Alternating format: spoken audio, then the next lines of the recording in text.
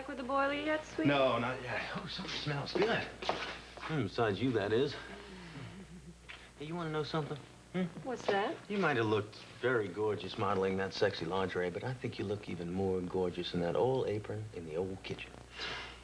Thanks, sweetie. You got it. Caleb, please don't be angry. I decided to accept the job after all. Why would I be angry? It's your decision, I told you that. Well, I can see you're upset. I can tell.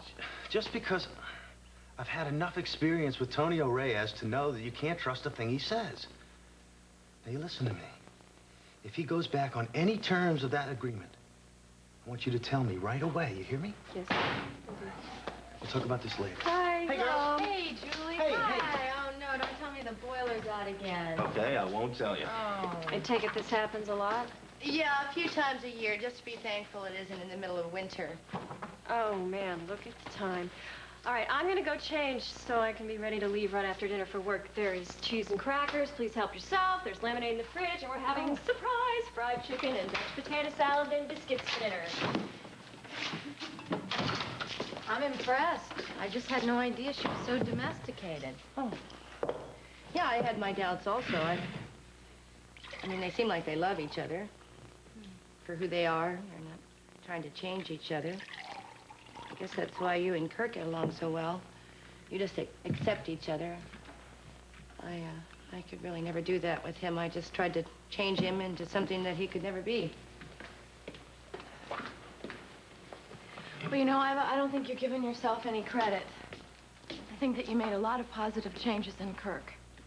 If it wasn't for you, he wouldn't have reevaluated his life. He wouldn't have a relationship with Lenore and the kids. And I think that he had a very positive effect on you, too, whether you know it or not. I don't think you would go to therapy if he hadn't have encouraged you to do that. I don't know, you might be right.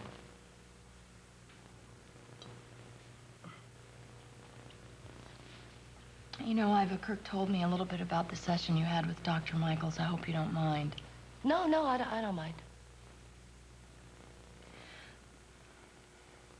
He said that you told him that he could be selfish sometimes, and I know that he can, but... Well, did he also tell you what I said about you, that you can be selfish sometimes? No, he didn't. Did you say that out of anger, or did you really mean it? No, I meant it. I feel that you can be selfish, and I don't like that about you, but it's also something I envy about you. You envy? Why? Because you believe that you deserve things, good things to happen to you, and I don't feel that way.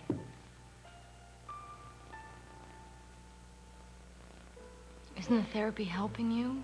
Well, yeah, it is. I mean, it's productive. It's difficult. No, never mind. What? What, Iva? Well, I was just thinking, would you be willing to come to a therapy session? Okay. I mean, I want you to think about this because it can be very rough. Dr. Michaels does not let you get away with anything and forces you to be very honest. And I want you to think about it. I'll understand. No, I think it's a great idea. I do. I think that we need to do whatever we need to do to be close. You know, we were just starting to have a relationship before all this happened. If you change your mind. I'm not going to change my mind. I want to go. So, kids, what would you like to do this afternoon? Go swimming in the pond or go to the yacht club?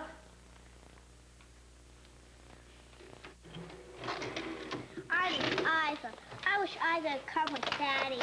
Me too. But we're going to see her all the time when we visit Daddy this summer. Tom, Marcia told me that I could just walk right on in, Margo. Have you talked with your father? Yeah, he told me that he's moved out of the house and that you and Franny know about it. Well, did he tell you why he moved out of the house? He did. apparently this whole situation with Andy has put a lot of pressure on their relationship. Kim decided she needed some time to sort her feelings out, and Dad's honoring that. I see, and that's all he said.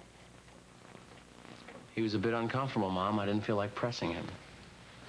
Well, that is not what the problem is all about. You see, it's not about a what, it's about a who. Excuse me? Susan Stewart. What about Susan Stewart? Don't you get what I mean? Would you talk to me in English, Mom? Your father had an affair with Susan Stewart. Now, is that plain enough? Oh, please, that's absurd. It is not absurd. I wish it were, but it's not. It's the truth. I saw all the signs, and I didn't want to believe What are you talking myself. about? What signs?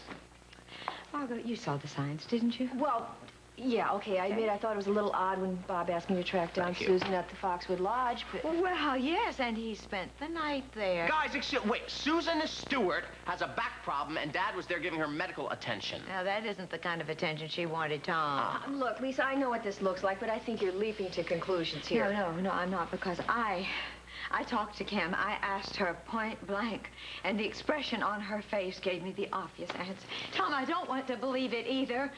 Franny didn't want to believe it. Oh, great, so you and Franny are in cahoots about this. I mean, do you really think that my dad... I don't want you to repeat this to anyone. Do you understand? Not anybody.